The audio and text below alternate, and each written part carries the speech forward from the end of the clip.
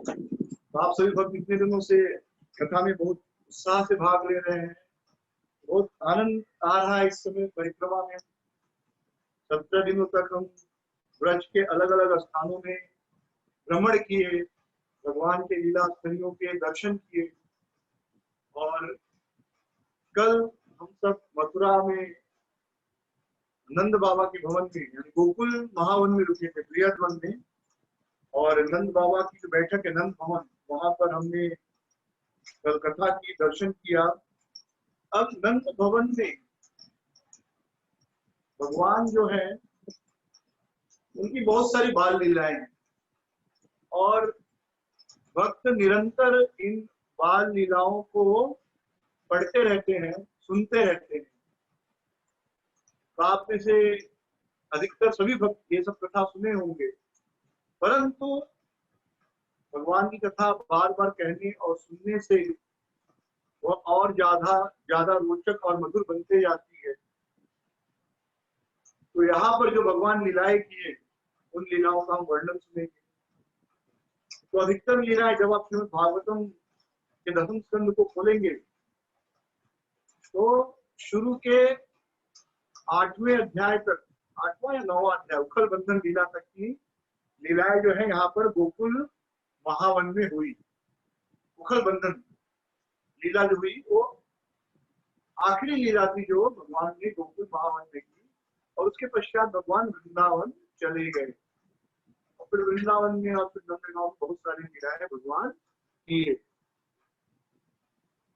तो यहाँ पर नंद भवन में एक स्थान है पूतना उद्धार स्थल, जहाँ पर भगवान ने पूतना का वध किया था। ये गोकुल महावन में है, नंद भवन के बाहर। पूतना तो नंद भवन में आई थी, लेकिन वह भगवान को लेकर बाहर चली गई। तो हुआ यूं कि जब कंस को पता चला कि उसे मारने वाला प्रकट हो चुका है, तो उसने अपने सेवकों को लगा दिया कि उस बालक को मार दो। जो भी बालक पिछले 10 दिनों में, 10 से 15 दिनों में जिन बालकों ने जन्म लिया है उन सभी बालकों को मार दो, ना रहेगा बांस ना बाजेगी बांसुरी। सिंपल जॉब, ना बांस रहेगा ना बांसुरी बाजेगी। तो कंस ने क्या किया, पूतना नामक एक राक्षसी थी जिसे कंस अपनी बहन मानता था, थाय। कहते हैं कि कंस को उसने भी दूध पिलाया था, पूतना ने दूध पिलाया था कंस को, तो थाय थी। तो पूतना से कंस ने कहा कि जाओ और ब्रज गोकुल में जितने भी बालकों 10 से 15 दिन के बीच में जन्म लिया सबको मार। तो पूतना बड़ी सुंदर स्त्री का रूप धारण कर ब्रज में अलग अलग स्थानों पर घूमते हुए बहुत सारे बच्चों को उसने दूध पिलाकर मार दिया। तो पूतना क्या करती थी, अपने स्तनों में कालकूट नामक विष लगाकर वो बच्चों को दूध पिला देती थी। और वह विष इतना जहरीला है, कहते हैं कि हलाहल जहर के बाद अगर सबसे ज्यादा ताकतवर कोई जहर है तो वह कालकूट जहर है, कालकूट विष है। तो पूतना बहुत से बच्चों को मारी और फिर वह गोकुल महावन में प्रवेश की, नंद बाबा के भवन में। जब वह गोकुल महावन में प्रवेश की तो उसने देखा कि अगर एक राक्षसी के रूप में मैं जाऊंगी, ये जो गांव वाले हैं मुझे मार देंगे, मुझे अंदर प्रवेश करने नहीं देंगे। तो पूतना ने क्या क्या सुंदर स्त्री का श्रृंगार किया। वह इच्छा के अनुसार अपने शरीर को और रूप को बदल सकती थी। तो पूतना ने बहुत सुंदर रूप धारण किया, हाथ में, अपने बाएं हाथ में कमल का फूल लिया और इतनी सुंदर लग रही थी साक्षात लक्ष्मी देवी। और अपने हाथ में फूल हिलाते हिलाते बड़े प्रेम से चलते चलते वह गोकुल महावन में प्रवेश कर नंद भवन की ओर चलने लगी। तो जब ब्रजवासियों ने देखा गोकुल महावन में, जो ब्रजवासी थे सब एकदम आश्चर्यचकित हो गए कि इतनी सुंदर देवी, इतनी सुंदर स्त्री, ये तो साक्षात इंद्र की पत्नी लगती है। सची देवी इतनी सुंदर है, ये तो साक्षात इंद्र की पत्नी होगी, उसने कहा अरे नहीं ये तो वैकुंठ से आई है, यह तो साक्षात लक्ष्मी देवी है और अपने पति कृष्ण से मिलने आई है। तो वह इतनी सुंदर थी कि किसी ने उससे एक भी प्रश्न नहीं पूछा। और उतना नंद भवन में प्रवेश की, यशोदा मैया, रोहिणी, इन्होंने भी देखा, उन्हें भी लगा कि ये तो कोई बहुत बड़ी देवी है और हमारा परम भाग्य है कि यह हमारे बालकों को देखने आई है। फिर पूतना ने कहा कि मैं तुम्हारे बालक को दूध पिलाऊंगी, जो भी बालक मेरा दूध पीता है, मेरे स्तनों का निकला हुआ दूध पीता है, वह कभी बूढ़ा नहीं होता, वो बहुत शक्तिशाली हो जाता है, उसे कोई बीमारी नहीं आ सकती। तो माए और खुश हो गई और इस प्रकार किसी ने पूतना को रोका नहीं। और पूतना ने क्या किया? पूतना ने कृष्ण को अपनी गोद में लिया। तो कृष्ण ने पूतना को देखा तो कृष्ण ने आंखें बंद कर दी। आचार्य लोग बहुत सारे अर्थ देते हैं कि कृष्ण ने आंखें क्यों बंद की, पर जो मूल भाव था यह था कि यह पूतना जो है कितनी दुष्ट स्त्री है, आई तो है मां बनकर, यह पूतना मां बनकर आई है, लेकिन काम कर रही है विलन का, बकी। यह दुष्ट स्त्री है, यह मुझे मारने आई है, सबको बता रही है कि मैं मां बनकर आई हूँ, लेकिन वास्तव में मन में क्या प्रयोजन है? मन में प्रयोजन है मुझे मार डालने का। तो ऐसी स्त्री का मुख देखना बहुत बड़ा पाप है। हरे कृष्णा, सब लोग सुन पा रहे हैं? सोनिया माता जी का मैसेज आया कि सुन नहीं पा रही, बाकी लोग सुन पा रहे हैं? हरे कृष्णा, पंखा मेरे ख्याल से बंद कर दो, छोटा पंखा बड़ा हो। तो आवाज आ रही है आपको? अभी सबको आवाज आ रही है? देखो जब मैसेज कर दीजिए। Okay, thank you. तो उतना इतनी सुंदर लग रही थी, उसने कृष्ण को गोद में लिया, कृष्ण ने आंखें बंद कर ली। बोले ऐसी स्त्री का चेहरा देखना मैं नहीं चाहती हूँ, ऐसी स्त्री का चेहरा देखना भी पाप है, नहीं देखूंगा। तो यह एकदम सत्य बात है, पापी पुरुष या पापी स्त्री का चेहरा देखने से भी पाप लगता है, यह सत्य बात है। क्यों पाप लगता है? क्योंकि जब आप किसी पापी पुरुष या पापी स्त्री को देखते हैं तो उसके पाप का मन में स्मरण आता है और मन उस पाप को ग्रहण करता है और मन के अंदर वह पाप करने की इच्छा जागृत होती है। और यदि आप निरंतर ऐसे लोगों का मुख देखते रहेंगे तो एक दिन आप वह पाप अवश्य कर देंगे। यह एकदम सत्य बात है। हम जैसे ही किसी पापी व्यक्ति को देखते हैं, हमारे हृदय में तुरंत उस व्यक्ति का पाप भर जाता है, उसके सारे पाप याद आ जाते हैं और मन हमारा इतना कमजोर होता है, धीरे धीरे मन स्मरण करने लगता है कि अरे उसको कितना आनंद आया होगा यह पाप करने में, और फिर मन योजना बनाने लगता है कि एक बार मैं भी करूंगा तो क्या, उसने भी तो किया है। इसलिए ऐसे लोगों से दूर रहने का प्रयास करना चाहिए।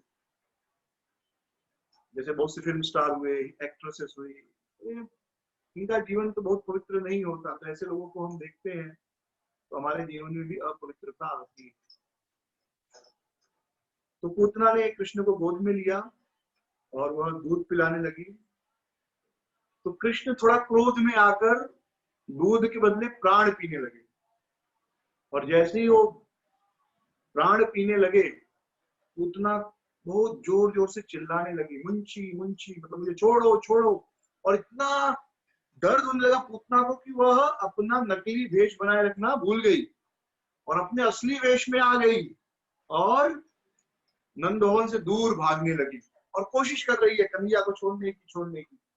तो देखिए, नकली वेश बनाना आसान है, लेकिन किसी का असली वेश, असली चरित्र दुख के समय पता चलता है, या तो उसके दुख के समय या आपके दुख के समय। ऐसे तो बहुत से मित्र हैं, लेकिन जब हम सच में दुख में होते हैं तब पता चलता है कौन असली मित्र है। तब लोगों का असली चेहरा सामने आता है, जब हम सच में दुख में है, कष्ट में है, तकलीफ में है। तो दुख के समय अपना असली चेहरा नकली चेहरा छुपा पाना बड़ा मुश्किल होता है। आदमी का असली चरित्र बाहर आ जाता है। जैसे अभी अभी किसी अभिनेता ने, एक्टर ने आत्महत्या कर ली, तो मेरा जो भतीजा है योगेश, छोटा वाला, उसने मुझे मैसेज किया था। मुझे भी नहीं समझा क्यों किया, बट उसने मैसेज बोला कि चाचू ये जो है ये बहुत अच्छा एक्टर था, इसने सुसाइड किया और इसने आज सुसाइड पर मूवी बनाई थी, सुसाइड नहीं करना चाहिए। इसमें इसने यह संदेश दिया कि सुसाइड करना अच्छी बात नहीं है, और इसने सुसाइड कर दिया। तो अभी भगवद गीता पढ़ रहा है, तो शायद मुझे बताना चाह रहा था कि देखो आज लोग अगर भगवद गीता नहीं पढ़ेंगे तो ऐसा ही होगा। तो अच्छा वो समझ गया ये चीज, तो उसने मैसेज भेजा था। तो देखिए वो एक मूवी बनाते उसमें बताते कि सुसाइड करना गलत है, लेकिन जब उनके खुद के जीवन में कष्ट आता है तब वो खुद उस संदेश को पालन नहीं कर पाते, क्योंकि वास्तव में वैसे नहीं है, वास्तव में वो अंदर से कमजोर है, उनका चरित्र उतना मजबूत नहीं है। तो जैसे ही कोई कष्ट आया जीवन में, सच में कष्ट आया, असली रूप बाहर आ गया, उस कष्ट को सह नहीं पाया और आत्महत्या कर ली। तो पूतना की भी यही स्थिति हुई, जैसे ही कष्ट आया, शरीर को तकलीफ हुई, वो अपने असली रूप में आ गई। और कृष्ण तो यह कोशिश कर रही थी कृष्ण को अपने से दूर करने की, लेकिन कृष्ण एक बार किसी को पकड़ लेते हैं तो छोड़ते नहीं, यह कृष्ण का स्वभाव है। भक्ति की विशेषता यह है कि एक बार अगर आप भक्ति में आ गए, फिर आप छोड़ने की कोशिश भी करें तो भी मन बार बार आपको याद दिलाता है कि नहीं नहीं, संसार नश्वर है, या संसार दुख का घर है, मृत्यु इंतजार कर रही है, भक्ति करना ही श्रेष्ठ है। तो आसान नहीं होता, भले ही आप कोशिश करो, लेकिन बार बार किसी न किसी प्रकार से कृष्ण आपको स्मरण दिलाते रहेंगे कि भक्ति में ही आप सुखी रह सकते हो, बाकी तरीके से आप सुखी नहीं रह सकते। तो पूतना को एक बार पकड़ लिए तो भगवान कहाँ छोड़े, भगवान तो पकड़ना जानते, छोड़ना थोड़े जानते, छोड़ना उन्होंने नहीं सीखा, पकड़ना सीखा। और इस प्रकार उन्होंने पूतना के प्राण हर लिए। लेकिन हम बहुत बार चर्चा कर चुके हैं, भगवान का अच्छा तो अच्छा है, जो उनका बुरा है वह भी अच्छा है। तो भगवान का बुरा भी अच्छा है और अच्छा तो अच्छा है ही। तो भगवान ने पूतना को मारा तो वह पूतना के कल्याण के लिए हो गया, पूतना भगवत धाम गई। भगवान ने पूतना को अपनी भाई माँ बना लिया। तो भगवान के अंदर जितने भी गुण हैं सारे अच्छे हैं, और इस संसार में जितने भी गुण आए हैं अच्छे और बुरे, सब भगवान से ही आए। बुरा गुण भी भगवान से आता है, अच्छा भी भगवान से आता है, लेकिन भगवान के अंदर जो अच्छा और बुरे हैं सब अच्छे हैं अंत में। लेकिन हमारे यहाँ कुछ अच्छा है कुछ बुरा है, और अंततः सब बुरा है।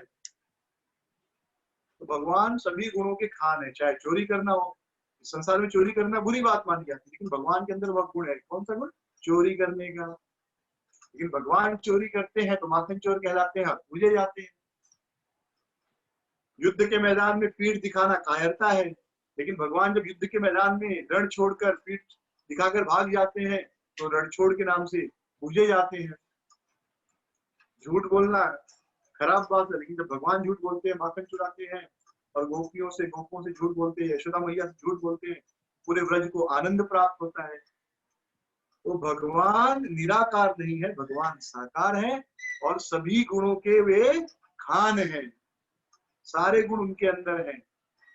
और इस संसार में जितने भी गुण आए हैं अच्छे या बुरे, सब भगवान से ही आए हैं। लेकिन इस संसार में बुरे गुण बुरे हैं और अच्छे भी गुण अंततः बुरे ही हैं। लेकिन भगवान के धाम में या भगवान के अंदर जो अच्छा है वह तो अच्छा है, बुरा भी अच्छा है। क्या सुंदरता है। तो पूतना को अपनी माँ की गति प्रदान की, और वर्णन है गर्ग संहिता में कि रथ आया, रथ में 1000 पहियों वाला रथ आया, और उसमें 1000 कैनिपी लगी थी, मंडप लगे थे, खंबे वाला रथ, इतना सुंदर रथ। और जब पूतना की शरीर को जलाया गया तो शरीर से अगरू की सुगंध आई, पूतना के शरीर से, क्योंकि भगवान के चरण उस पूतना के शरीर पर खेले थे, तो वह अपवित्र कैसे रहेगा। तो यह जो है बड़ा सुंदर स्थान है गोकुल महावन में, पूतना उद्धार स्थल, जहां पर भगवान ने पूतना का उद्धार किया। और यह पूतना जो थी पिछले जन्म में रत्नमाला थी, यह बलि महाराज की बहन थी। जब भगवान कृष्ण वामन देव के रूप में आए थे, भगवान कृष्ण वामन देव के रूप में आए, तो पूतना जो कि रत्नमाला थी, उसने जब वामन देव को देखा, उनके मन में इच्छा हो रही थी कितना सुंदर बालक है, काश यह मेरा बेटा बनता, मैं इसे अपना दूध पिला पाती। भगवान ने कह दिया तथास्तु, तुम्हारी इच्छा पूरी हो। और उसके पश्चात फिर भगवान जब बलि महाराज का सब कुछ हर लिए, सब कुछ दान में ले लिया और उनको नागपाश में बांध दिए। तब रत्नमाला को बड़ा गुस्सा है कि अगर मेरा पुत्र ऐसा दुष्ट होगा ना, उसको दूध में जहर मिला के पिला दूंगी। हाँ, मेरा बेटा अगर ऐसा करता ना, ये मेरा अगर पुत्र होता तो उसको दूध में जहर मिलाकर पिला देती। भगवान ने कह दिया तथास्तु। तो भगवान ने इस प्रकार रत्नमाला की दोनों इच्छाएं पूरी की, उसका दूध भी पिया और दूध में जहर मिलाकर पीने वाला इच्छा भी पूरा कर दी। दूसरी बड़ी सुंदर शिक्षा है पूतना। यह कृष्ण को ये माँ का प्यार देने आई, दिखावा, और सबको लगा कि सच में ये तो यशोदा से भी ज्यादा प्यार करती है, और यशोदा मैया भी अपने कान्हा से प्यार करके दूध पिलाती है। लेकिन पूतना का प्यार जो है वह जर्सी गाय के प्यार जैसा है। पूतना का दूध क्या है? जहर है। पूतना का दूध जहर है, वैसे ही जर्सी गाय का दूध जहर है जो हमें 1000 बीमारियां देता है। और जो देसी गाय का दूध है वह माँ यशोदा के दूध जैसा है। जिस प्रकार हम अपनी माँ का दूध पीते हैं हमें शक्ति प्राप्त होती है, उसी प्रकार देसी गाय जो है वह भी माँ है और वह दूध पीने से हमें शक्ति प्राप्त होती है। लेकिन जब हम जर्सी गाय का दूध पीते हैं तो डायबिटीज और बहुत प्रकार की समस्याएं शरीर में प्रकट होती हैं। और आप इसके ऊपर रिसर्च पेपर है, A2 type milk, A1 type milk. देसी गाय का दूध A2 टाइप होता है जो शरीर के लिए अच्छा है। तो हमें पूतना से बचकर रहना, जर्सी गाय से बचकर रहना। अगर आप जर्सी गाय का दूध पीते हैं तो छोड़ दीजिए, उससे अच्छा दूध मत पीजिए, या भैंस का पी लीजिए। जर्सी गाय से अच्छा भैंस का दूध, लेकिन बेस्ट है देसी गाय का दूध पीजिए। इससे आप स्वस्थ रहेंगे, आपका परिवार स्वस्थ रहेगा। किसी ने कहा कि अरे आप लोग भेदभाव करते, जर्सी गाय देसी गाय। अरे गाय तो गाय है। तो मैंने उनसे कहा कि देखो, आम आम होता है, अभी आम का सीजन चल रहा है, तो अगर आप आम खरीदने जाएंगे तो हाफूस आम खरीदेंगे तो 600 रुपए का एक दर्जन, इतने छोटे छोटे आम। एक आम की कीमत लगभग 50 रुपए। और कोई दूसरा आम खरीदेंगे, केसर या कोई और आम, तो वह आपको 100 रुपये में किलो मिल जाएगा, यानी 100 रुपये में 5-6 आम मिल जाएगा, यानी एक आम 15 रुपए का। तो ये भेदभाव नहीं है, दोनों आम है, लेकिन एक आम 50 रुपए का एक मिल रहा है, एक आम 15 रुपए का, 10 रुपए का एक मिल रहा है। दोनों आम है, लेकिन एक की कीमत ज्यादा, एक की कम। ऐसे ही आप देखेंगे हर जगह, जैसे घोड़े होते हैं, घोड़ों में भी अरबी घोड़े बहुत अच्छे माने जाते हैं, अरबी नस्ल के। तो वैसे ही गाय दोनों है, जर्सी जर्सी गाय गाय नहीं है वास्तव में। लेकिन अगर कोई कहे कि दोनों गाय है, तो भी आप बताइए कि दोनों गाय है, लेकिन जैसे घोड़ों में अरबी घोड़े अच्छे होते हैं, वैसे गाय में देसी गाय अच्छी होती है। तो ये पूतना है जर्सी गाय के समान, जो हमारा हमें विष पिलाती है। हमें इस गाय से बचकर रहना है। तो ये देखिए पूतना वध स्थल है, वहां बड़ा अच्छा सुंदर फोटो है। जब आप जाएंगे नंद भवन में, जब आप सीढ़ियों से नीचे उतरेंगे, जब आप सीढ़ियों से नीचे उतरते हैं तो ये पूतना के बहुत बड़ा पेंटिंग है पूतना का, जो दर्शन होता है। फिर यहाँ पर आगे हम नंद भवन में आते हैं तो शकट भंजन स्थान है, जहां पर शकट टूटा। तो हुआ यूं कि जब कृष्ण 100 दिन के हुए, 100 दिन के, तो उन्होंने से पलटी मारी, इसे कहते उत्थान। तो देखिए बच्चों जब पैदा होते तो उनके अंदर कुछ ताकत नहीं होती, तो जब उनके अंदर कुछ ताकत नहीं होती तो अपने आप हिल डुल नहीं सकते, जैसे आप सुधार में पड़े रहेंगे। लेकिन धीरे धीरे उनके अंदर ताकत होने लगती है, और फिर इतनी ताकत आती है कि पलटी मारने लगते हैं। तो माँ बाप को थोड़ा और सतर्क रहना पड़ता है कि भाई बच्चा बेड पर से नीचे न गिर जाए, तो फिर झूला ऐसे वाला लगाते ताकि साइड में दीवार रहे झूले की, तो गिरे नहीं। या माँ बच्चे को दीवार साइड में सुलाती है और खुद दूसरी साइड में सोती है ताकि बच्चा उधर दीवार रोकने की और इस तरफ माँ रोकने की। या फिर नीचे सुलाते हैं ताकि बच्चा ऊपर से गिरे। तो पहली बार जब कृष्ण ने करवट बदली, मतलब बच्चा हेल्दी है, इसे कहते उत्थान। तो उत्थान उत्सव हुआ कि कृष्ण स्वस्थ है। तो पहले हर चीज पर उत्सव होते थे। माँ बाप को इतनी खुशी होती थी कि बच्चा हमारा हुआ है, बच्चा पैदा होना, बेटा बेटी पैदा होना घर में खुशी का अवसर माना जाता था। तो उत्थान जब हुआ, कृष्ण पहली बार जब ऐसे अपना करवट बदले तो उत्सव मनाया। नंद बाबा यशोदा मैया ने सभी ब्रजवासियों को बुलाया, सभी स्त्रियों को बुलाया, स्वागत सम्मान हुआ। अब घर पे मेहमान आते हैं तो क्या होता है, जनरली बच्चों को थोड़ा कम ध्यान दिया जाता है क्योंकि मेहमानों का ध्यान देना है। तो कृष्ण को माँ यशोदा ने क्या किया, एक शकट था, छकड़ा, कार्ट, बैलगाड़ी होती ना, तो बैलगाड़ी का गाड़ी, तो गाड़ी छकड़ा आपने देखा होगा, छकड़ा ऐसे दोनों पहिया ऊपर ऐसा रहता है, तो अंदर आप बच्चे को या अंदर आप सो सकते, धूप नहीं लगेगी। तो माँ यशोदा ने कृष्ण का पालना वहीं रख दिया। अब कृष्ण जग गए, उनको लगी थी भूख, अब वो रो रहे हैं, और सबसे बड़ा जोक देखिए, उनके लिए उत्सव हो रहा है, उन्हीं को खाने को नहीं मिल रहा है। अब वो जोर जोर से रो रहे हैं कि भाई रोऊंगा तो मैया सुनेगी, सुनेगी तो खिलाएगी, दूध पिलाएगी, लेकिन अब माँ सुनी नहीं रही, इतने सारे मेहमान, इतना आवाज हो रही है उत्सव में। जैसे आपने देखा होगा, वो बच्चा 1 साल का होता है, उसका बर्थडे होता है, सब लोग खुशी मनाते हैं और बच्चे के हाथ में चाकू देते केक काटने के लिए, लेकिन बच्चा रोता है, वो केक काटता ही नहीं, उसको क्या पता क्या चल रहा है। तो बाकी लोग आनंद करते हैं, उस बच्चे को कोई आनंद नहीं रहता, वो तो केक भी नहीं खा पाता बेचारा ठीक से, 1 साल के आगे उसको कुछ पता ही नहीं होता। तो कृष्ण का उत्सव है लेकिन कृष्ण भूखे, तो ऐसे ही कृष्ण खेल रहे थे। और हुआ क्या, उसी समय एक असुर था शकट, जिसका नाम था शक्टासुर। तो यह जो असुर था, यह उस शकट में प्रवेश कर गया और शकट को दबाने लगा, और उसने सोचा कि मैं शकट को दबाकर कृष्ण को मार दूंगा। तो इस प्रकार शकट दबाते दबाते जो है बहुत नीचे आ गया, इतना नीचे आ गया कि कृष्ण तो गुस्से में थे, रो ही रहे थे, अपना पैर ऐसे ऊपर फेंके, बच्चे हाथ पैर ऊपर करते हैं ना, सोए रहते हैं और हाथ पैर ऊपर करते हैं, तो कृष्ण अपना पैर ऐसे ऊपर किए, उनका पैर शकट को छुआ और शकट एकदम तेजी से ऊपर उड़ा, और ऊपर उड़ के फिर नीचे गिरा और टूट गया पूरा शकट। और उस शकट के ऊपर बहुत सारा दूध, दही, मक्खन सब रखा था, वो सब भी बिखर गया। अब सब परेशान हो गए, अरे क्या हुआ क्या हुआ, कन्हैया तो सुरक्षित है ना, कन्हैया सुरक्षित है ना।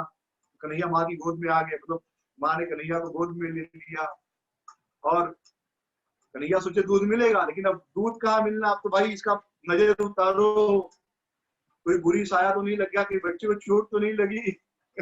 तो एक वक्त है, दिखता है कि जब तक भाग्य में खाना नहीं लिखा नहीं मिलेगा। तो कृष्ण तो ही भूखे रहे, बाद में माँ ने उनको दूध पिलाया, सब पर्चे वर्चन उतार के। ये जो असुर था, यह हिरण्यकश्यप का पुत्र था, और इसका नाम था उत्कच। और ये बहुत सुंदर था ये, और इसका बहुत शरीर विशाल था। तो कुछ लोग जो कि बहुत मोटे ताजे होते हैं, तो किसी को समझते ही नहीं, कुछ धक्का मारते चलते सब, किसी को भी धक्का मार देंगे, गिरा देंगे। वैसे उत्कच एक बार लोमस ऋषि के आश्रम में आया था, और वहां पर पेड़ों को तोड़ने लगा, झाड़ियों को तोड़ने लगा, सब कुछ तहस नहस करने लगा, अपनी ताकत दिखा रहा था कि मुझमें कितनी ताकत है, पेड़ों को अपने हाथों से उखाड़ लेता था। तो लोमस ऋषि ने कहा कि अरे तुमको अपने शरीर का इतना अभिमान है, जाओ तुम शरीर विहीन हो जाओ, बॉडी लेस हो जाओ। और ये बेचारा एकदम डर गया, इसने लोमस ऋषि से क्षमा मांगी। तब लोमस ऋषि ने कहा ठीक है, द्वापर युग में जब भगवान कृष्ण अवतार लेंगे तो उनका स्पर्श पाकर तुम्हारी मुक्ति होगी। यही असुर जो था, ये जो राजा था हिरण्यकशिपु का पुत्र उत्कच, यही जाकर फिर यह असुर बना शकटासुर। तो यहाँ पर इस स्थान पर सकट भंजन स्थान है, जहाँ पर सकट भंजन हुआ। इसके पश्चात ये कथाएं बहुत सुंदर है, काफी विस्तृत रूप से है, पर हम अभी परिक्रमा में है, थोड़ा थोड़ा ही चर्चा कर रहे हैं। नहीं तो एक ही कथा 1 घंटे, 1.25 घंटे, 1.5 घंटे, और अगर आचार्यों की सारी टीकाएं ली जाए तो 2-2, 3-3, 4-4 घंटे भी जाती है। लेकिन हम बहुत थोड़े थोड़े में चर्चा कर रहे हैं, क्योंकि परिक्रमा में है तो बहुत जगहों का हमको दर्शन करना है। फिर यहाँ पर है तृणाव्रत वध स्थल, यहाँ पर तृणाव्रत का वध हुआ। तो एक बार ऐसा हुआ कि माँ यशोदा कृष्ण को गोद में खिला रही थी, और उसी समय कृष्ण को इच्छा हुई कि मुझे आकाश में उड़ना है। तो भगवान की इच्छा होती है तो योग माया कोई असुर भेज देती, इच्छा पूरी कर देती। तो उसी समय तृणाव्रत नामक एक असुर आया, वह बवंडर का रूप ले सकता था, जिधर जहां पर जाता था वहां पर जोर जोर से आंधी चलने लगती थी, इतनी शक्ति थी। तो जब तृणाव्रत के आने का समय हुआ, तो कृष्ण ने सोचा कि अगर मैं माँ की गोद में रहूंगा तो ये मुझे लेकर जा नहीं सकता। तो कृष्ण एकाएक भारी होने लगे, और इतना भारी होने लगे, माँ सोचने लगी अरे मेरा बेटा तो पर्वत जितना भारी लग रहा है, इतना वजन हो गया कि अपने बेटे का वजन उठा नहीं पाई, कृष्ण को उठाकर नीचे रख।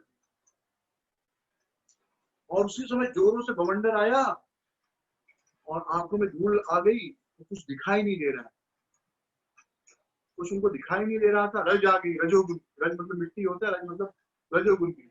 जब रजोगुण आए तो भगवान दिखाई नहीं देते, तो भगवान दिखाई नहीं दे रहे थे, कृष्ण दिखाई नहीं दे रहे थे, कुछ दिखाई नहीं दे रहा था।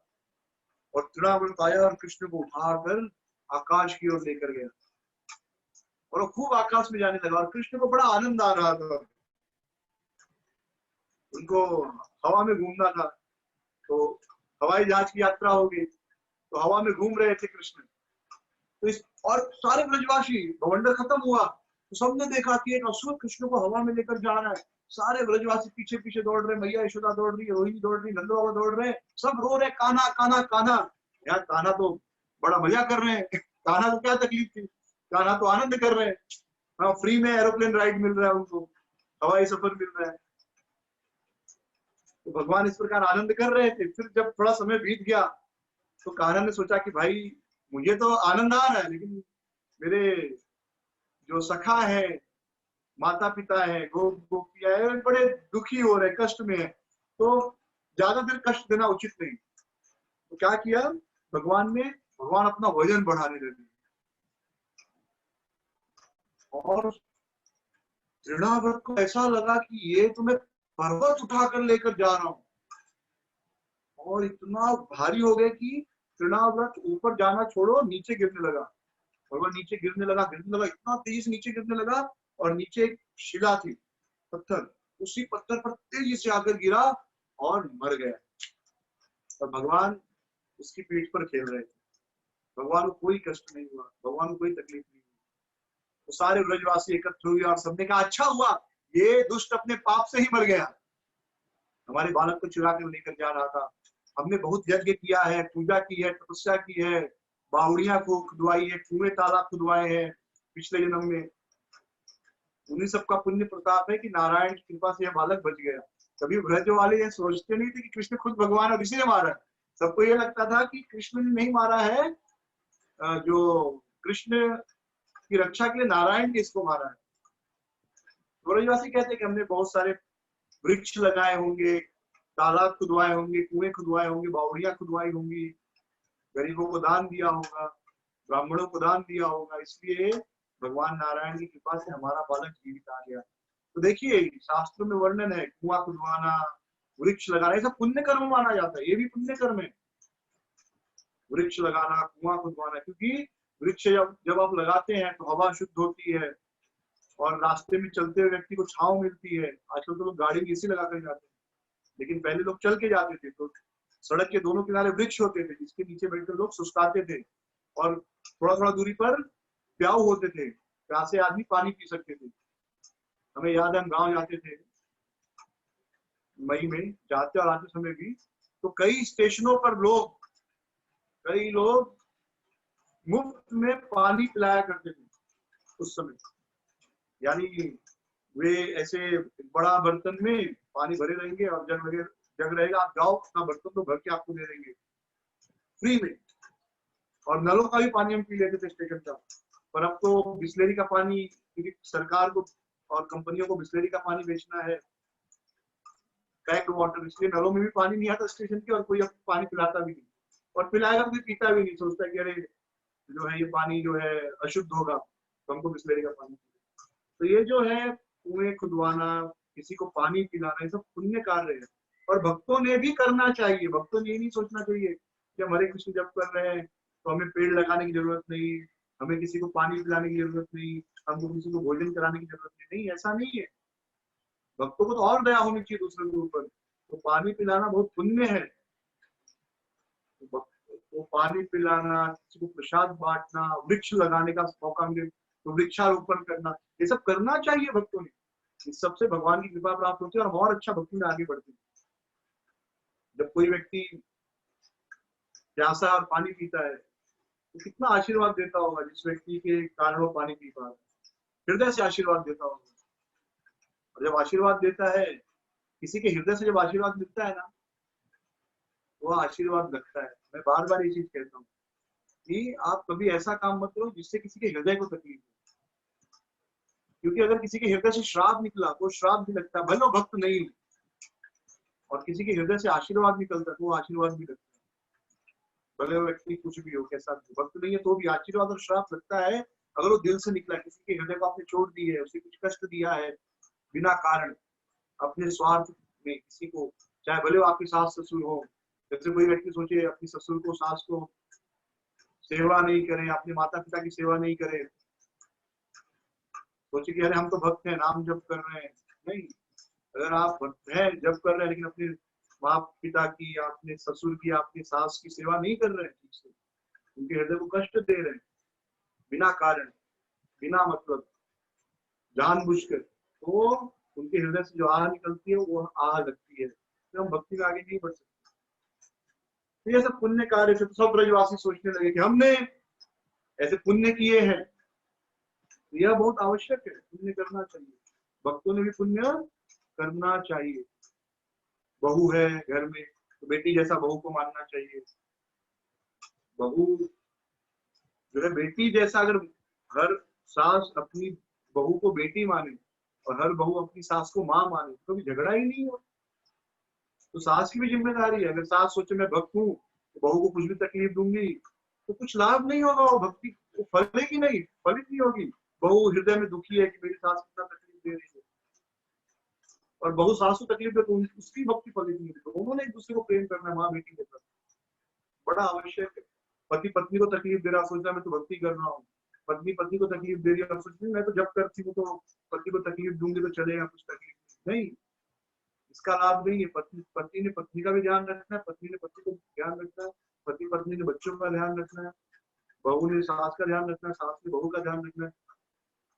तब जाकर भक्ति फलित होती है, तब जाकर भक्ति में आनंद आएगा और आप आगे बढ़ेंगे, अन्यथा माला घिसते रहिए कुछ नहीं। तो भक्त बनना है हमें, और भक्त जो होता है बहुत ही सुदृढ़ होता है, नहीं हमेशा दूसरों का कल्याण सोचते हैं, चाहे हमारी सास हो, चाहे हमारी बहू हो, चाहे ससुर हो, चाहे बेटा हो, सबको प्रेम करेंगे तो ही भक्ति में आगे बढ़ पाएंगे। तो यहाँ पर तृणाव्रत का वध हुआ, भगवान ने मारा, यह वह सुंदर स्थान है गोकुल महावन में। अब यहाँ से हम आगे बढ़ेंगे और पहुंचेंगे दही मंथन स्थल। ये बड़ी प्रसिद्ध लीला है कार्तिक महीने की। तुम्हारे यहाँ दही मचती थी, बड़ी सुंदर लीला है, पर बड़े छोटे में कहूंगा, मन नहीं मान रहा तो छोटे में कहूंगा, मन में इच्छा है पूरे 1 घंटे कथा की जाए, पर फिर परिक्रमा यही रुक जाएगी। तो एक दिन कन्हैया को भूख लगी, उमाशुदा रोज दही मथती थी, एक दिन सुबह सुबह मथने लगी दिवाली के दिन, तो सुबह सुबह दही मथने लगी, कन्हैया का नाम लेकर गाने लगी, यानी यानी गीतानी जब बाल चक्की, अलग अलग प्रकार का गीत गाने लगी और माँ का और कृष्ण की बाल लीलाओं को स्मरण करने लगी। तो माँ जो है, माँ ने स्मरण किया तो कन्हैया भी जल्दी उठ गए, माँ की गोद में आ गए, बोले दूध भूख लगा है, माँ ने उनको अपनी गोद में बिठाकर दूध पिलाने लगी माँ, और माँ बड़ी खुश होकर देख रही है कि मेरे कान्हा की सुंदर सुंदर दांत कितने अच्छे लग रहे हैं, और सोचिए भगवान कितने सुंदर होंगे और अपनी माँ का दूध पी रहे हैं, तो माँ को कितना परम आनंद प्राप्त हो रहा होगा। भगवान यानी परम ब्रह्म जो है वो दूध पी रहे हैं माँ का, और उनका सुंदर चेहरा दिख रहा है, छोटा बाल स्वरूप, तो माँ कितनी आनंदित हुई होगी। लेकिन उसी समय भगवान को और लीला करनी थी, तो दूध जो चूल्हे पर रखा था वो गिरने लगा, तो माँ यशोदा दूध बचाने के लिए कृष्ण को नीचे रख दी, तो कृष्ण को बड़ा गुस्सा आया और कृष्ण ने मटकी तोड़ दी। जब माँ वापस आई तो देखी कृष्ण ने मटकी तोड़ा है, तो माँ ने सोचा कि ये तो बच्चा बिगड़ते जा रहा है, इसे दंड देना होगा। तो माँ ने क्या किया, कृष्ण को बांध दिया। यहाँ पर जो है उखल बंधन लीला हुई, और फिर भगवान जो है यमला वृक्षों का उद्धार भी करते हैं। तो यह दही मंथन स्थान है, यह गोकुल महावन में स्थान है। तो हम लोग एक स्थान पर जाते हैं, हम लोग बहुत बार गए वहां पर, उखल बंधन लीला जहाँ पर हुई, और बहुत बार यहाँ ये कथा भी की है। तो ये उखल का दर्शन कीजिए। आज कहते हैं 5000 साल पुराना उखल, अभी इतना छोटा हो गया है, 5000 साल पहले सोचे बहुत बड़ा रहा होगा, तो आज छोटा उखल हो गया है। अभी दर्शन करके हम आगे में बढ़ेंगे, और फिर भगवान जो है यमल अर्जुन वृक्षों का उद्धार भी करते हैं, ये भी वहीं पर है, यमल अर्जुन वृक्षों का उद्धार। तो ये जब आप उखल बंधन वाले स्थान पे जाएंगे तो ये दोनों दर्शन आपको दिखाई देंगे। इसके पश्चात हम आगे बढ़ते हैं, तो गोकुल महावन में नंद बाबा की गौशाला है, आज भी है। तो यहीं पर भगवान कृष्ण का नामकरण हुआ था। वैसे नंद बाबा को इतने सालों के बाद पुत्र प्राप्त हुआ, फिर भी नामकरण छुपकर हुआ। क्यों? तो वास्तव में नाम संस्कार किसने किया? गर्गाचार्य ने। गर्गाचार्य किसके पंडित थे? गर्गाचार्य पुरोहित थे किसके? वसुदेव के। वो नंद बाबा के पुरोहित नहीं थे, नंद बाबा के पुरोहित थे सांडिल्य ऋषि। लेकिन कृष्ण वास्तव में किसके पुत्र थे? वास्तव में मतलब लीला में वास्तव में वसुदेव के पुत्र थे। तो इसलिए उनका नामकरण संस्कार गर्गाचार्य ने किया। तो हुआ यूं कि, और गर्गाचार्य त्रेता युग से इंतजार कर रहे थे कि जब भगवान प्रकट होंगे तो मैं उनका नामकरण करूंगा। लेकिन कभी कभी वो सोचते थे कि भगवान तो आएंगे किसके घर में? नंद बाबा के घर में, और उनके कुल गुरु कौन है? शांडिल्य ऋषि। तो उनको मौका मिलेगा, मुझे नहीं मिलेगा। लेकिन जब भगवान के नामकरण का समय आया तो उस समय गर्गाचार्य आए हुए थे, और नंद बाबा ने कहा कि आप नाम संस्कार करो मेरे बेटे का। तो गर्गाचार्य ने कहा कि अरे मैं नामकरण करूंगा, मैं तो वसुदेव का पुरोहित हूँ। पुरोहित का मतलब कि पूरा पूरा हित करे, पुरोहित पंडित। तो पुरोहित का कार्य क्या होता है? अपने यजमान का पूरा हित करना, उसके हर चीज का ध्यान रखना ताकि यजमान सुखी रहे, समृद्ध रहे। उनके लिए शास्त्र पढ़ना, उनके लिए यज्ञ करना, उन्हें परामर्श देना, आध्यात्मिक जीवन में आगे बढ़ते रहने की सलाह देना, पुरोहित उसको करे। पूरा जो हित करे वो पुरोहित, पूरा पूरा हित करे। मैं तो वसुदेव का पुरोहित हूँ, मैं करूंगा नामकरण तो कंस समझ जाएगा, कंस को लगेगा कि ये जो है वसुदेव का बेटा है और आपने छुपा के रखा है, इसलिए मैं कर रहा हूँ नामकरण। तो मैं कैसे करूं? मन में उनके भी इच्छा थी, लेकिन अभी वो बता रहे थे मैं नहीं करना चाहता। तो नंद बाबा ने कहा कि नहीं नहीं, आप ही करिए। शांडिल्य ऋषि जी का भी आशीर्वाद, वो भी चाहते कि आप ही करो। तब बस जो गर्गाचार्य उन्होंने कहा, लेकिन कंस को पता चला तो नंद बाबा ने कहा एकदम छुप कर करेंगे, किसी को पता नहीं चलेगा। आप सुबह सुबह मेरी गौशाला में आ जाना, मैं भी दोनों बालकों को लेकर गौशाला में आ जाऊंगा। और यहाँ वो गौशाला जहाँ पर गर्गाचार्य ने दोनों बालकों का नामकरण किया। एक का नाम रखा कृष्ण और एक का नाम रखा बलदेव। बलदेव संकर्षण, एक का नाम था कृष्ण। नंद बाबा की गौशाला से हम आगे बढ़ेंगे और हम पहुंचेंगे मल्ल तीर्थ। मल्ल तीर्थ क्या है? मल्ल तीर्थ मतलब ये वहीं पर भवन में ही है मल्ल तीर्थ। यहाँ पर कृष्ण और बलराम, मतलब नंद बाबा के भवन में, गोकुल महावन में ही है। कृष्ण और बलराम जब छोटे छोटे बालक थे तो आपने देखा होगा गाँव में बालक नंगे ही घूमते हैं, और एक्चुअली छोटे बच्चों को नंगा ही घूमना चाहिए ताकि शरीर पर धूप पड़े। बड़ा होकर तो नंगा घूम नहीं सकते। एक्चुअली पूरे शरीर पर रोज 15-20 मिनट, आधे घंटे धूप पड़ना चाहिए। कपड़ा पहनते तो असली में धूप अंदर नहीं जा पाता। तो जब शरीर को हवा लगती है और धूप लगती है तो शरीर मजबूत बनता है, सभी बीमारियां समाप्त हो जाती है। इसलिए रोज सुबह 15-20 मिनट धूप में बैठना चाहिए कपड़ा पहन के, क्योंकि हम बड़े हो गए पर वास्तव में अगर जितना कम कपड़ा हो या ऐसे कपड़े जिसमें धूप आसानी से आर पार जा सके, वैसे कपड़े पहनकर, जैसे पुरुष गमछा पहन के बैठ सकते हैं ऐसे, तो 15-20 मिनट अगर आपके शरीर को रोज धूप लग रही है, हवा लग रही है, आप बीमार पड़ेंगे नहीं। 90% बीमारी खत्म हो जाएगी। आजकल हम सब तो दिन भर घर में बैठे रहते हैं, इसलिए बीमार है ना, क्योंकि ना धूप लग रही, ना हवा लग रही। एसी की हवा पूरी बीमारी की जड़ है। एसी की हवा, ना धूप मिल रही ना हवा। अगर आप स्वस्थ रहना चाहते हैं रोज सुबह आधा घंटा धूप में बैठिए, देखिए आपकी 80% बीमारियां समाप्त।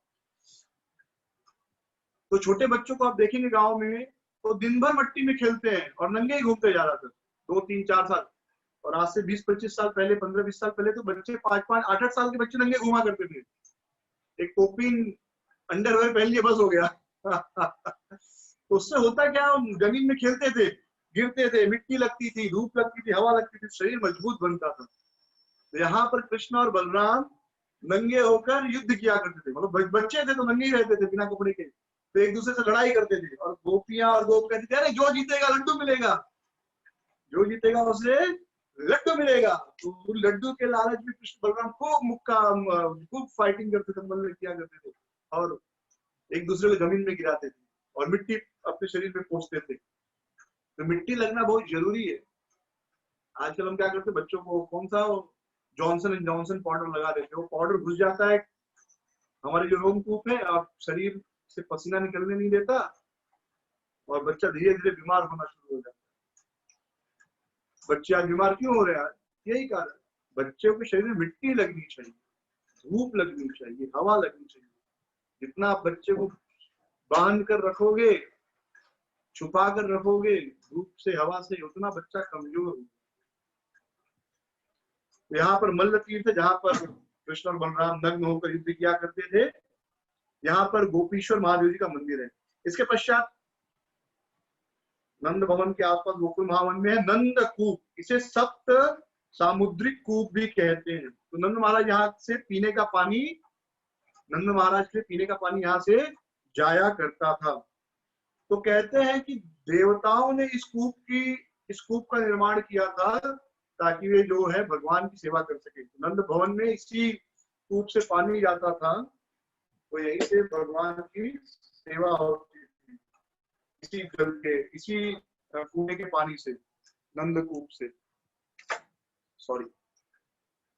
तो यह यहाँ का जो पानी है इस कुएं का, यह गर्मी में ठंडा और ठंडी में गर्म रहता था। तो आज भी मुझे अनुभव है कि आप अगर हैंडपंप से पानी लेंगे तो गर्मियों में आप देखेंगे हैंडपंप का पानी चलाएंगे तो जो पाइप में पानी होता है तो गर्म निकलता है, उसके बाद फिर ठंडा पानी निकलता है।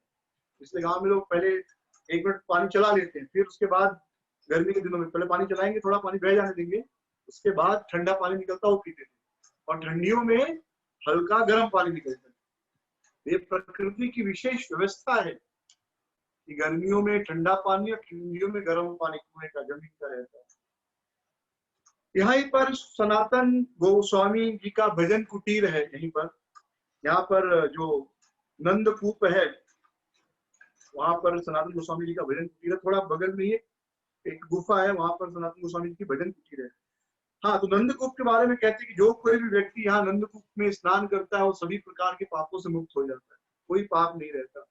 तो ऐसे अगर कहा जाए, देखा जाए तो एक बार व्रज की रज मिल गई, व्रज भूमि में प्रवेश कर दिया, व्रज की रज माथे पे लग गई, तो पाप तो ऐसे ही नष्ट हो गए। जो भक्त भगवान के धाम में जाने की इच्छा मन में उसके प्रकट हुई, जैसे ही मन में जाने की इच्छा प्रकट हुई कि मुझे भी वृंदावन जाना है, व्रज जाना है, तो पाप तो वैसे ही नष्ट हो गया उसके। तो भक्त पाप पुण्य से नहीं लड़ता, भक्त को पाप नहीं सताते, भक्त को उसका अपराध सताता है, समझ रहे?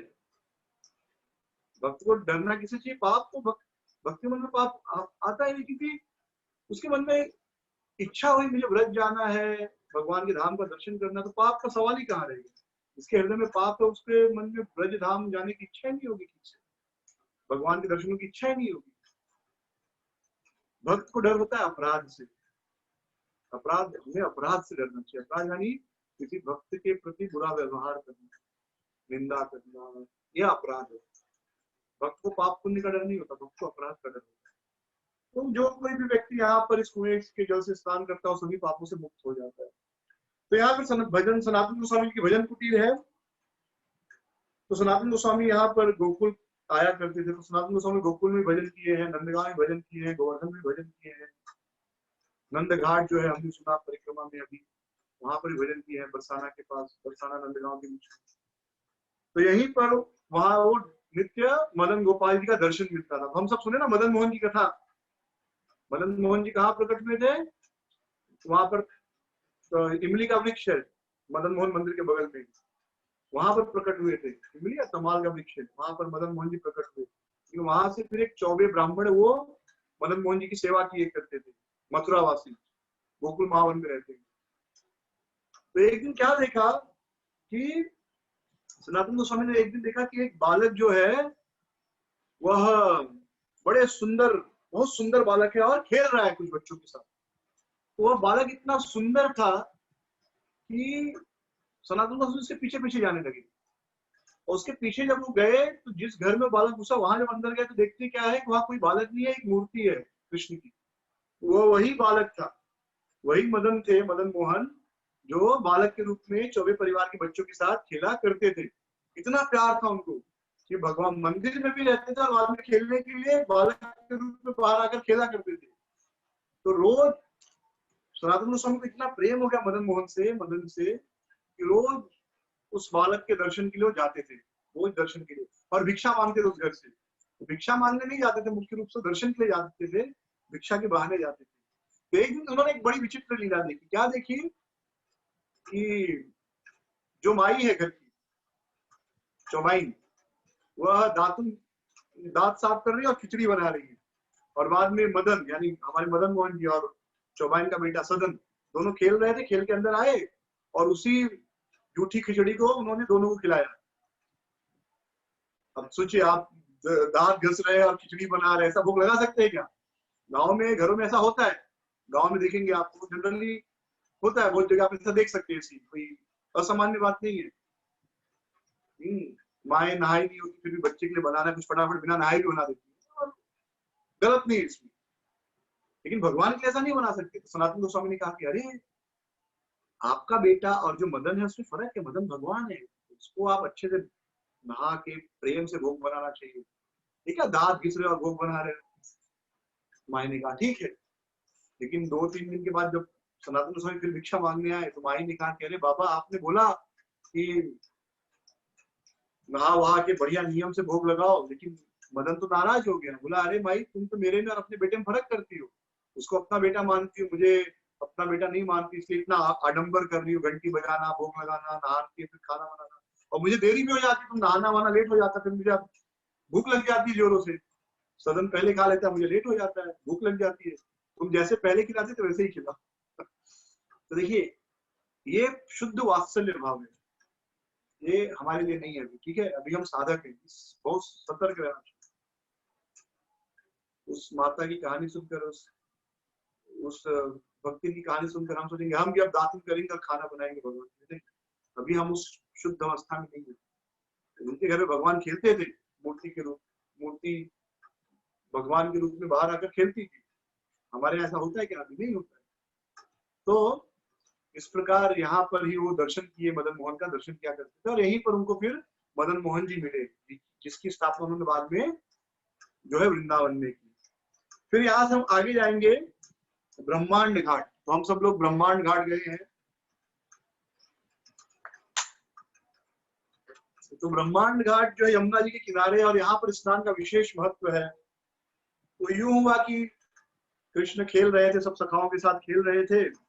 खेलते खेलते सभी बच्चों ने क्या देखा, कृष्ण ने मिट्टी खाई। भैया तेरे लाला ने खाई मिट्टी। तो मिट्टी खाई तो सब बाल बाल पहुंच गए चुगली करने, शिकायत करने। वो तो बस मौका ढूंढते थे कैसे कन्हैया को सताएं, और कन्हैया को उसमें मजा आता था, ठीक है। सब गए, बोले अरे भैया भैया, कान्हा ने मिट्टी खाई, लाला ने मिट्टी खाई। भैया ने पूछा लाला मिट्टी खाई? लाला ने कहा नहीं भैया, मिट्टी नहीं खाई। कौन बोला मिट्टी खाई? नहीं खाई। भैया ने कहा नहीं, सब बोल रहे हैं, गाँव भी बोल रहे हैं मिट्टी खाई। लाला बोला नहीं भैया, मिट्टी नहीं खाई, और जल्दी जल्दी मिट्टी अंदर लेने का कोशिश कर रहे थे। तो फिर भैया ने कहा ठीक है, चलो दूध का दूध, पानी का पानी कर लेते, मुंह खोल के दिखाओ। भगवान ने कहा ठीक है। तो कन्हैया ने मुंह खोला, और जैसे ही मुंह खोला, माँ यशोदा एकदम आश्चर्यचकित हो गई। माँ क्या देखती है? कृष्ण के मुख में बहुत सारे ब्रह्मांड देखने लगी। बहुत से ब्रह्मांड में बहुत से शिव, ब्रह्मा, दुर्गा, अलग अलग इंद्र, सारे देवता दिखने लगे। और फिर माँ देखती है कि एक ब्रह्मांड में पृथ्वी है, पृथ्वी में गोकुल गांव है, और वहां पर नंद बाबा का घर है, और वहां पर माँ यशोदा कृष्ण को डांट रही कि कन्हैया मत मिट्टी खाई, मुंह खोल। यानी कृष्ण के अंदर वही दृश्य देख रही जो वो कर रही थी, वो अंदर भी चल रहा है। तो सारा विश्व भगवान के अंदर है, और भगवान विश्व के अंदर, ऐसे हो गया। तो फिर माँ सोचने लगी कि देखो भगवान की माया देखो, मैं नंद की पत्नी, मैं सोचती हूँ नंद की पत्नी हुई, मेरा बेटा है, पर ये सब माया है।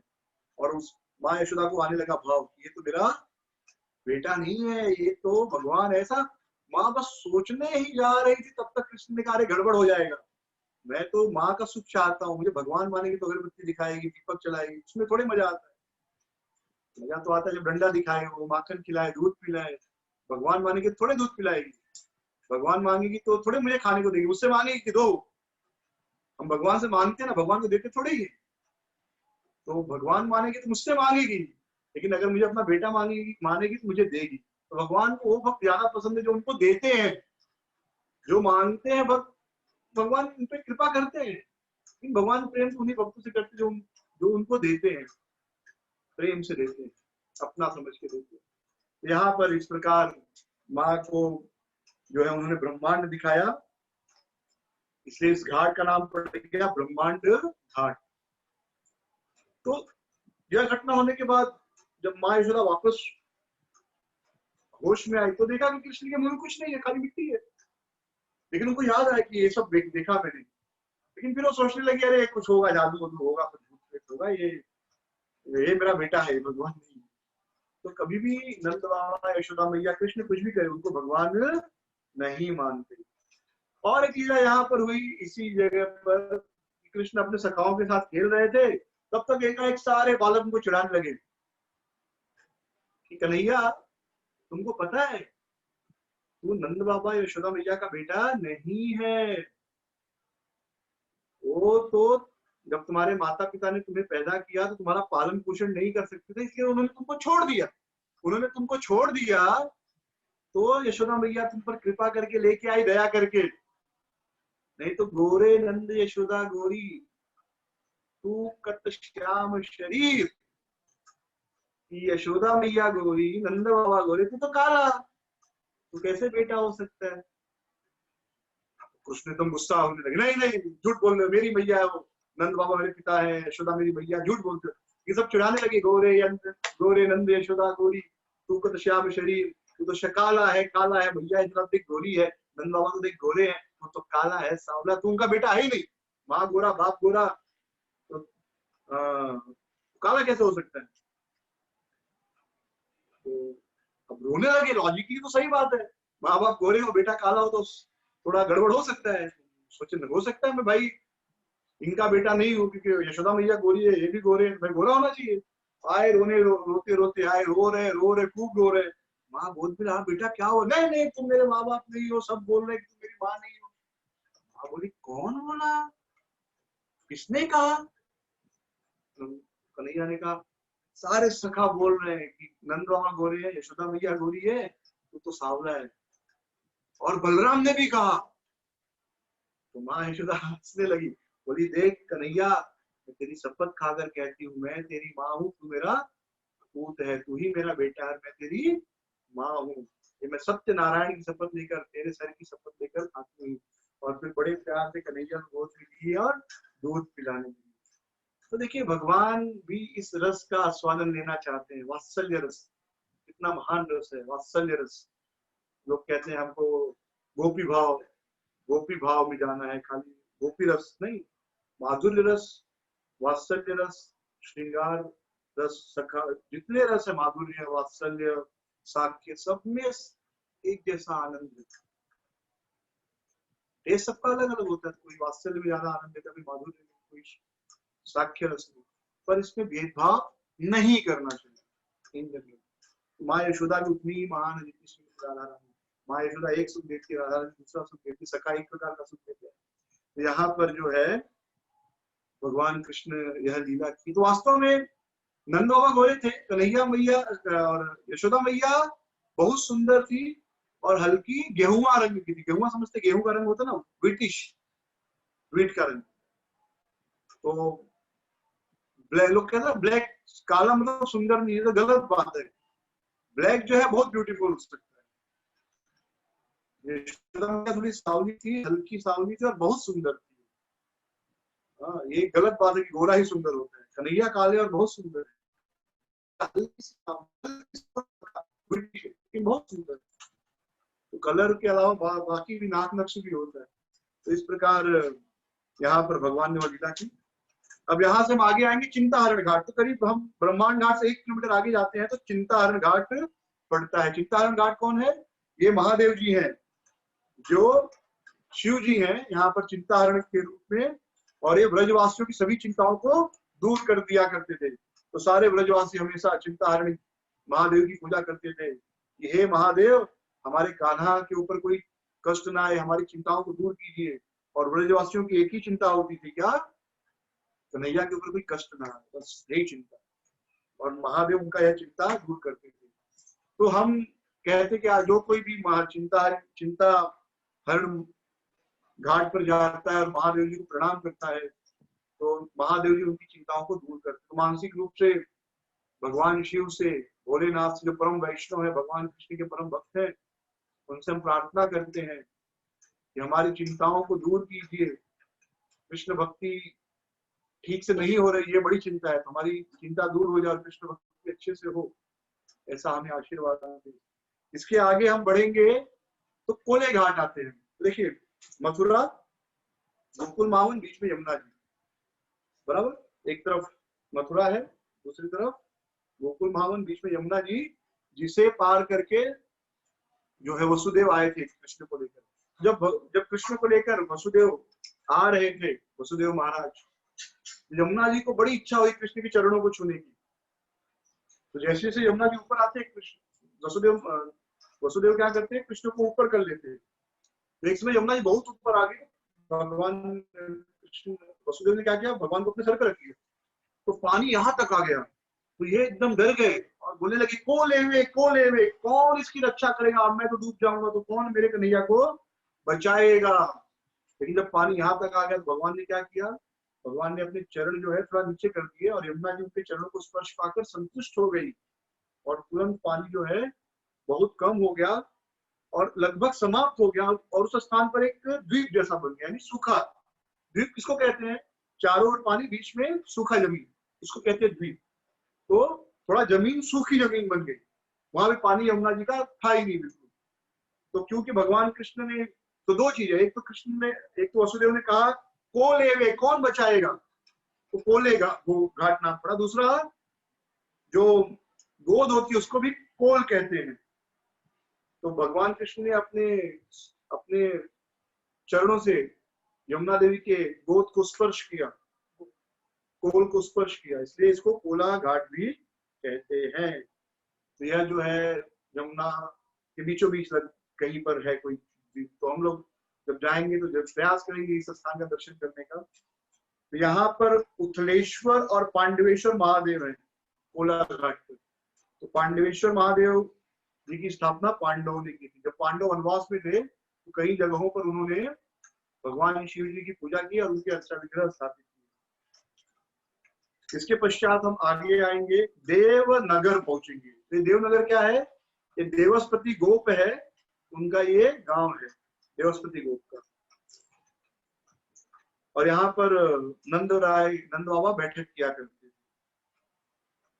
फिर एक स्थान है कर्ण छेदन स्थान, जहां पर भगवान कृष्ण और बलराम का कान छेदा गया। ये भी नंद भवन के आसपास है। इस गांव का नाम है कर्णावल गांव, यह भी गोकुल मावन में है। इस गांव का नाम है कर्णावल, यानी कर्ण को अच्छेदित किया गया, उनका छेदा गया।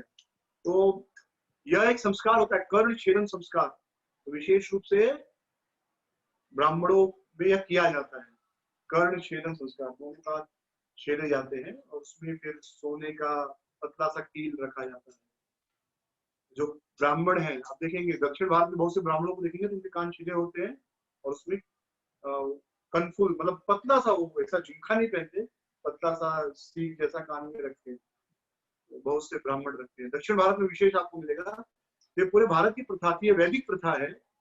और बहुत से जो सन्यासी हैं इस्कॉन में, कुछ सन्यासी महाराज लोगों ने भी कर्ण भेदन संस्कार करके अपने कान छिदवाए और कानों में जो है रिंग डाली, मतलब जो कर्णफूल बोलते हैं।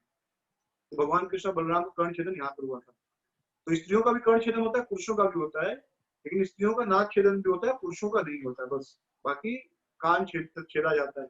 और कान इसलिए छेदा जाता है, कहते हैं कि इससे काम वासना जो है नियंत्रण में आती है, इसलिए गुरुकुल में जो भी ब्रह्मचारी बच्चे उनके कान छेदे जाते थे। तो चैतन्य महाप्रभु जब यहाँ पर आए तो बड़े आनंद में आए थे। चैतन्य महाप्रभु भी गोकुल महावन आए हैं और यहाँ पर बहुत प्रसन्न हुए इस स्थान को देखकर जहाँ पर भगवान कृष्ण और बलराम अपनी लीला की। तो यहाँ पर गोकुल जो है, अब हम यहाँ से महावन से गोकुल जाएंगे तो गोकुल महावन अलग अलग नहीं, दोनों एक ही है।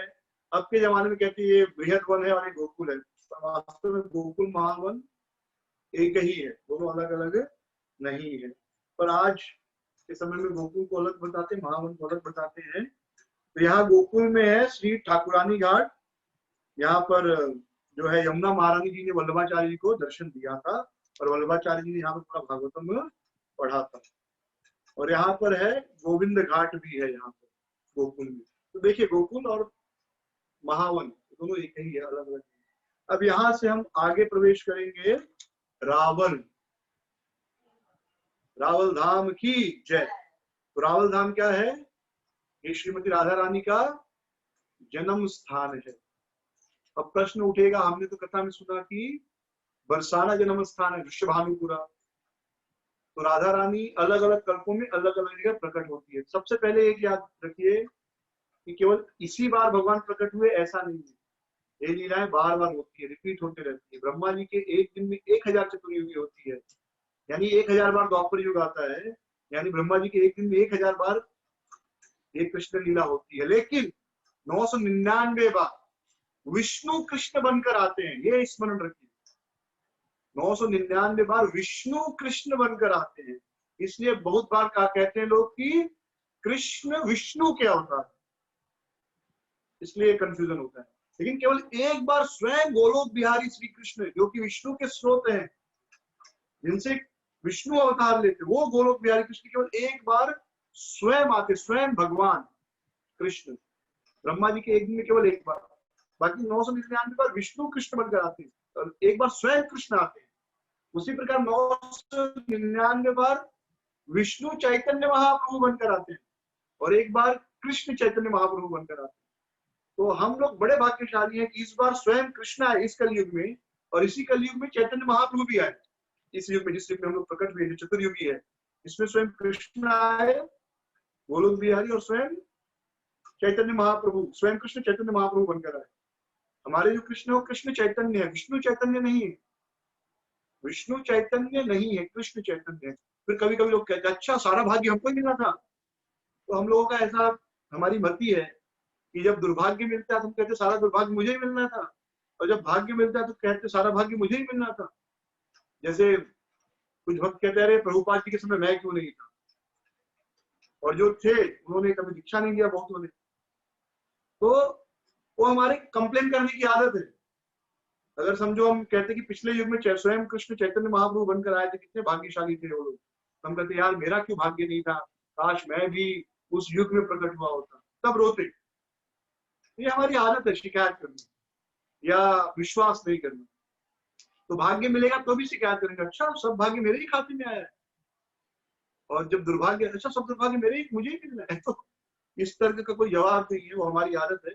लेकिन ये सत्य है, हम सब भाग्यशाली हैं कि स्वयं परम भगवान पूर्ण पुरुषोत्तम भगवान कृष्ण चैतन्य महाप्रभु के रूप में स्वयं उनके पर्सनल सेनापति चैतन्य महाप्रभु श्रील प्रभुपाद जी आए, और उन्होंने इतनी सारी किताबें लिखी और इस्कॉन की स्थापना की। और हम सब सच में इतने भाग्यशाली हैं कि उनके हम लोग प्रशिष्य हैं, उनके शिष्यों के शिष्य बने। ये सच में हमारा भाग्य है। दुर्भाग्य ये है कि भाग्य मिलने के बाद भी हम शक करते, सुबह करते और प्रश्न करते। तो रावण अलग अलग युगों में, कभी राधा रानी जो है वे, राधा रानी कभी कहाँ प्रकट होती है? वृषभानुपुरा में। तो वहां पर भी वो स्वर्ण कमल में प्रकट होती है, कभी कभी जो है रावण में प्रकट होती है, अलग अलग कल्पों में। तो ये कोई हैरानी की बात नहीं। सो यहाँ पर रावल नंद बाबा जो है रोज यमुना जी में स्नान करने जाते थे। तो यमुना जी रावल के बगल से नहीं बैठती, रावल गांव से। नंद बाबा रावल यमुना जी में स्नान करने जाते थे। वहां पर उन्होंने देखा एक बड़ा पुष्प जिसमें 100 पंखुड़ियां थी। और कौन सा पुष्प था? वह पुष्प था स्वर्ण पुष्प था, स्वर्ण पुष्प, सोने का पुष्प था। और उस पुष्प पर एक छोटी बालिका थी जो स्वयं स्वर्ण जैसी, साक्षात पिघला हुआ सोना जैसे चमकता है वैसा स्वर्ण, तप्त कांचन, इतनी सुंदर। तो नंद वृषभानु महाराज को कोई पुत्र पुत्री थे नहीं, तो उन्होंने क्या किया, राधा रानी को लेके आए। और फिर श्रीदामा बड़े हैं कि छोटे मुझे पता नहीं, तो श्रीदामा थे शायद, उनके भाई है ना, श्रीदामा और राधा रानी भाई बहन। तो लेकर आए और सबसे कहा कि मेरी बेटी है। और बड़ी सुंदर लीला है कि राधा रानी की आंखें बंद थी, तो सब परेशान थे कि यार इतनी सुंदर बेटी है, इतनी सुंदर बिटिया हुई है जो विश्वानु महाराज को, लेकिन बेचारी आंख खोली नहीं, अंधी है ये तो। अब सोचिए कितना दया आता है ना, तरस आता है। कोई बहुत सुंदर हो और पर आंख नहीं हो उसको, तो कितना दया आता है। हम लोग कभी कभी कहते रहे कितना सुंदर है पर देखो आंख नहीं है बेचारे को, या लंगड़ा है या हाथ नहीं है, ऐसा कहते हैं। सब कहते हैं बेचारे देखो देखती नहीं, आंख खोलती नहीं है, बहुत कोशिश की है, बहुत कोशिश की है, कभी आंख नहीं खोली। लेकिन 12 दिनों के बाद, 12 दिन के बाद या 1 साल के बाद ऐसे जब नंद बाबा आए थे मिलने के लिए ऋषिभानु महाराज से, उनको बधाई देने, तो कन्हैया को भी लेके आए थे। जब कन्हैया की आवाज सुनी तो पहली बार उन्होंने आंख खोली। पहला दर्शन किसका किया? कन्हैया का किया। तो राधा रानी की इच्छा थी कि मैं इस भौतिक में आऊं, पहला दर्शन किसका करूं?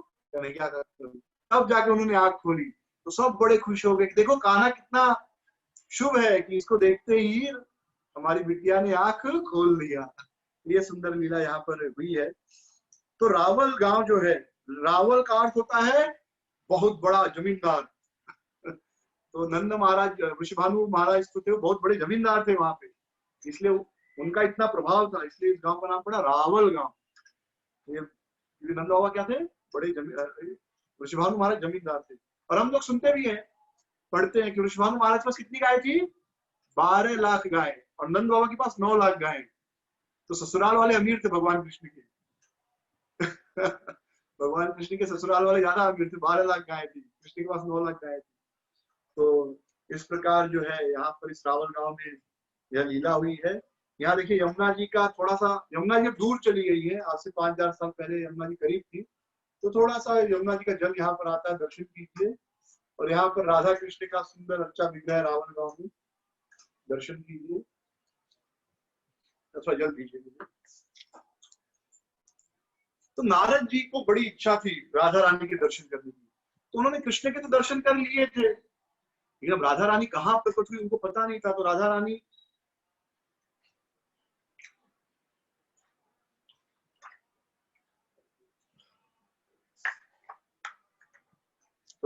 के की खोज में नारद जी सब जगह घूम रहे थे। घूमते घूमते रावल भी आए। तो रावल गांव में आए तो उनको पता चला कि ऋषिभानु महाराज के घर पे एक सुंदर लड़की ने जन्म लिया, बहुत सुंदर कन्या ने जन्म लिया है, आंखें नहीं खोली है अभी तक, बहुत सुंदर है। तो समझ गए कि एक हो न हो राधा रानी होगी, क्योंकि वे सबसे पहले कृष्ण को देखकर ही आंखें खोलेंगी अपनी लीला में। तो नारद जी आए और उन्होंने ऋषिभानु से पूछा, ऋषिभानु महाराज से कहा कि मैं हाथ देखता हूँ, होरोस्कोप बनाता हूँ, कुंडली बनाता हूँ, आपकी कोई बिटिया है क्या? उन्होंने कहा हाँ। और फिर कहा आपको बेटा भी है क्या श्रीराम नाम का? उन्होंने कहा हाँ। उन्होंने कहा कि अरे आप बड़े भाग्यवान है, मुझे आपकी बिटिया का हाथ देखने दो, उसका होरोस्कोप बनाऊंगा, अपनी बिटिया को लेके आऊंगा। फिर जो है ऋषिभानु महाराज राधा रानी को लेकर आए, या ऋषिभानु महाराज चले गए, नारद जी उस रूम में गए जहाँ पर राधा रानी थी, और वहां पर उन्होंने हाथ जोड़ा।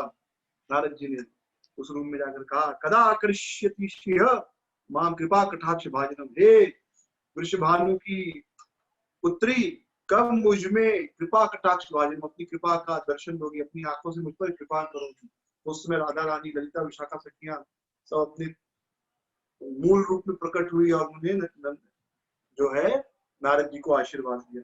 तो इस प्रकार यहाँ पर कहते हैं कि जो कोई भी व्यक्ति इस स्थान पर दर्शन करता है रावल में, उसके हृदय में श्रीमती राधा रानी की सहचरी, राधा रानी की सेविका बनने का भाग्य प्राप्त होता है, उसे राधा रानी की किंकरी बनने का भाग्य प्राप्त होता है। बहुत से लोग सोचेंगे अरे भक्ति कर रहे हैं सेविका सेवक बनने के लिए, तो भैया नौकर बनने के लिए सारी मेहनत कर रहे हैं लोग, इतनी पढ़ाई लिखाई कर रहे हैं, क्यों? ताकि नौकरी मिले, नौकर बन जाए। हाँ, गवर्नमेंट सर्वेंट किसी आदमी है तो हर आदमी नौकर ही है, दुनिया में कोई मालिक नहीं है, हर आदमी नौकर ही है। हाँ, लोग IAS ऑफिसर भी क्या है? इंडियन एडमिनिस्ट्रेटिव सर्विस, वो भी नौकर है, पुलिस वाला भी नौकर है, प्रधानमंत्री भी नौकर है, राष्ट्रपति भी नौकर, सब नौकर ही है। असली में मालिक यहाँ कोई नहीं है, वही मालिक है। उसकी नौकरी मिल जाए तो चिंता खत्म। तो दुनिया में नौकरी पाने के लिए कितनी मेहनत करते हैं हम लोग, कितनी पढ़ाई करते हैं, बच्चे 15-15 साल पढ़ाई करते हैं। आजकल ऑनलाइन पढ़ाई कर रहे हैं, 2-2 साल 5-5 साल के बच्चे ऑनलाइन पढ़ाई कर रहे हैं, पता नहीं क्या पढ़ रहे होंगे, और पढ़ाने वाले भी क्या पढ़ाई पढ़ा रहे हैं 5 साल के बच्चों को। पर फीस लेनी है ना बच्चों से, तो सब ठगने का धंधा चल रहा है। कितनी पढ़ाई करते बच्चे, 15 साल 20 साल नौकरी पाने के लिए। तो नौकरी पाना ही है तो भगवान की नौकरी करो ना, किसी साधारण आदमी की क्यों नौकरी करना। तो यहाँ पर जो कोई भी यहाँ पर हरि कथा सुनता है, राधा रानी के गांव में आता है रावण में, उसे राधा रानी की किंकरी बनने का सौभाग्य प्राप्त होता है। अब यहाँ हम रावण से थोड़ा आगे बढ़ेंगे और आएंगे अक्रूर घाट। यह मथुरा से 6 किलोमीटर दूर और वृंदावन से 1.5 किलोमीटर दूर है अक्रूर घाट। अक्रूर घाट है, अक्रूर घाट यानी यमुना जी के किनारे। घाट हमेशा नदी के किनारे होता है, नदी के किनारे तालाब उलाब है या सरोवर है, उसको घाट कहते हैं। और बगल में अक्रूर घाट है। तो अक्रूर घाट कहाँ पे है, कैसे हुआ? तो जब अक्रूर जी कृष्ण बलराम को नंदगांव से मथुरा लेकर जा रहे थे, तो उन्होंने अपना रथ यमुना जी के पास रोक दिया और उनका दोपहर का समय हो गया था गायत्री करने का, मंत्र वगैरह करने का। तो स्नान करने के लिए अक्रूर घाट में गए और मतलब यमुना जी में प्रवेश उसी स्थान पर। और वे किसकी पूजा करते थे? सनातन ब्रह्म, ब्रह्मा जी नहीं, ठीक है, ब्रह्म और ब्रह्मा अलग अलग चीज है। ब्रह्म भगवान का एक स्वरूप है। वदंती तत्त्वविदस् तत्त्वं यद् ज्ञानमद्वयम् ब्रह्मेति परमात्मेति भगवानेति शब्दते। ब्रह्म मतलब भगवान के शरीर से निकलने वाली ज्योति, उसे ब्रह्म कहते हैं। ब्रह्मा जी अलग है, लोग ब्रह्म और ब्रह्मा को एक करते थे। तो वे सनातन ब्रह्म की पूजा करते थे, यानी भगवान की निराकार स्वरूप थी। तो जैसे यमुना जी में प्रवेश किए, अंदर गए, डुबकी लगाए, तो क्या देखते हैं? कृष्ण वैकुंठ में वास कर रहे हैं, चारों ओर सेवक सेविका, इंद्र जी, शिव, सब उनकी सेवा पूजा कर रहे हैं। तो अक्रूर जी हैरान हो गए, बोले अरे ये कृष्ण बलराम यहाँ क्या कर रहे हैं? वो तो बाहर रथ में बैठे। बाहर निकल देखते कृष्ण बलराम रथ में, फिर अंदर देख रहे तो अंदर कृष्ण और बलराम है और सारे देवी देवता उनकी पूजा कर रहे हैं। तब उनको विश्वास हुआ कि कृष्ण बलराम जो यही साक्षात सनातन ब्रह्म है। तो इस अक्रूर घाट पे यहीं पर उन्होंने कृष्ण को भगवान के रूप में जाना। और दूसरी चीज ये हुई कि कृष्ण और बलराम कभी वृंदावन छोड़कर बाहर नहीं जाते, तो रथ में अक्रूर घाट तक ही आए कृष्ण और बलराम। उस जो देव यशोदानंदन कृष्ण जो है वे यहीं तक आए। इसके आगे कौन गए? इसके आगे जो है देवकी नंदन कृष्ण गए उस रथ में बैठकर। और भगवान कृष्ण बलराम गुप्त रूप से वृंदावन में ही रहने लगे। इसलिए गोपियों को दिखते थे ना बार बार, यदि कृष्ण बलराम वहां थे इसलिए बार बार गोपियों को दिख जाते थे, अरे कलिया तो वहां है, कन्हैया तो वहां है, और उनके पीछे भागते थे वो। तो इस सुंदर स्थान पर जो है अक्रूर जी को दर्शन हुए भगवान के, कृष्ण के। और सुंदर एक घटना है कि यहीं पर नंद बाबा एक बार यहाँ स्नान किए तो उन्होंने भगवान के परम धाम का दर्शन किया।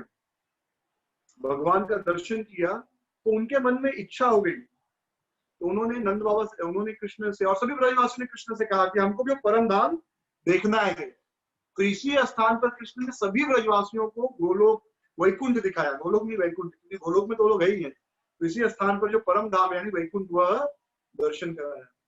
जो परम धाम गोलोक है वास्तव में, लेकिन हमें यह भी समझना चाहिए फिलोसफिकली कि गोलोक जो है वो भगवान का निज घर है, ऐश्वर्य विहीन माधुर्य युक्त।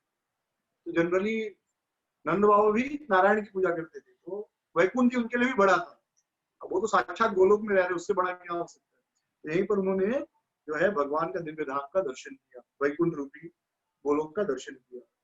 तो अक्रूर घाट में कहते हैं कि हजारों हजारों अनंत कोटि जो है तीर्थ यहाँ पर निवास करते हैं और सूर्य ग्रहण के समय यहाँ स्नान करना बहुत विशेष माना जाता है।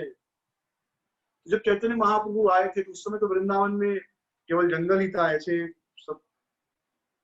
सब अभी वृंदावन नंदगांव ऐसे सब था नहीं, जंगल ही था उस समय। तो महाप्रभु रात को यहाँ अक्रूर घाट पर रुका करते थे, जप किया करते थे, और दिन में कहाँ चले जाते थे? इमली तला, और वहां दिन में जप किया करते थे इमली तला। और इसी अक्रूर घाट पर शांत ऋषि नामक एक ऋषि ने तपस्या भी की है। तो आज हम लोग भी अक्रूर घाट में विश्राम करेंगे और कल वास्तव में कथा फिर बहुत शॉर्ट हो जाएगी। भोजन ठीक है, आज ही कथा करके फिर वृंदावन में प्रवेश करेंगे अक्रूर घाट। तो अक्रूर घाट से हम आगे जाएंगे यज्ञ स्थल। तो यज्ञ स्थल वह स्थान, हम सब कथा सुनते हैं कि कृष्ण और बलराम सभी सखा गाय चरा रहे थे तो सारे गौल बाल कहने लगे, बहुत सुंदर कथा है ये। सारे गौल बाल कहने लगे, कृष्ण तुम तो असुरों को मारते हो, लेकिन आज हमको भूख नामक असुर सता रहा है, बहुत भूख लगी है, कुछ करो। तो कृष्ण ने कहा, देखो बगल के ही गांव में यज्ञ हो रहा है, आप लोग जाओ और वहां के ब्राह्मण है उनसे कहो कि थोड़ा भोजन दे दो आप। तो सारे बालक आए यज्ञ स्थल पर, तो यही यज्ञ स्थल जहाँ पर सारे ब्राह्मण यज्ञ कर रहे थे। तो सारे बच्चे आए, बोले हमको कृष्ण बलराम ने भेजा है, थोड़ा भोजन दो, यज्ञ का प्रसाद दो। लेकिन ब्राह्मणों ने ध्यान भी नहीं दिया, क्योंकि वो कर्मकांडी ब्राह्मण थे। कर्मकांडी ब्राह्मण मतलब एक होता है भारग्रही, एक होता है सारग्रही। भारग्रही यानी परंपराओं का बोझ उठाते वो लोग, वो समझ नहीं पाते कि परंपराओं का पालन क्यों करना है।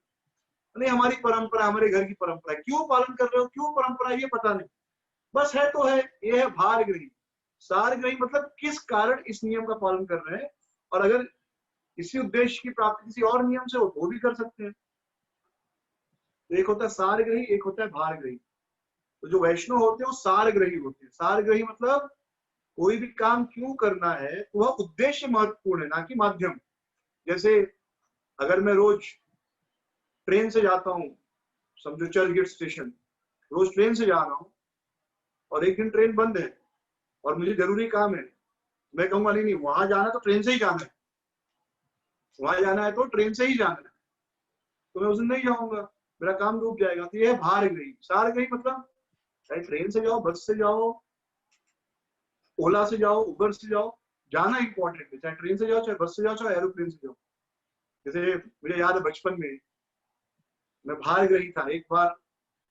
भारग्रही मतलब हम स्कूल के जो फ्रेंड्स थे 9th में, हम सब जो फ्रेंड्स, हम सब ने कहा कि आज हम लोग पिकनिक में जाएंगे।